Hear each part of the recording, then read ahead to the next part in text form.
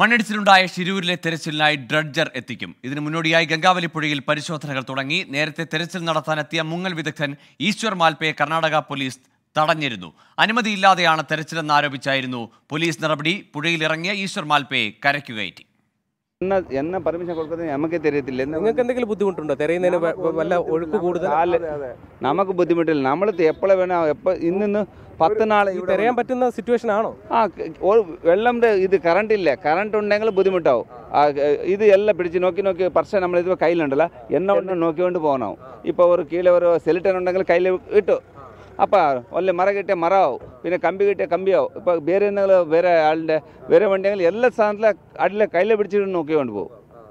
ആ സമയത്തിൽ തിരക്കിന് ബുദ്ധിമുട്ടില്ല. ഡൈ ചെയ്യാൻ ഒന്നും ബുദ്ധിമുട്ടില്ല. പിന്നെ എന്താണ് കാരണം? എന്തെങ്കിലും പറയുന്നുണ്ടോ? എന്തുകൊണ്ട്? കാരണം ഇന്നൊന്നും ഒന്നും വാക്കുമില്ല. ഞാൻ എന്താ പറഞ്ഞു, ഇപ്പം ഇവിടെ ഒരു വലിയ മുതലാളിൻ്റെ അല്ല MLA മോന് കീഴേ ഇരുന്ന് അപ്പം എന്നെ ചെയ്യുമോ? അപ്പം എവിടുന്നാണോ അമേരിക്ക വേണ്ട അല്ല എന്താ വേണ്ട സബ്മറീൻ കൊണ്ടുവന്ന് അത് എടുക്കും. ഇപ്പം പാവപ്പെട്ട ആൾക്കാർ 3 പേരുണ്ട് അവിടെ. അവരെ എടുക്കാൻ ഒരു ഇവിടെ സമ്മതിച്ചിട്ടില്ല.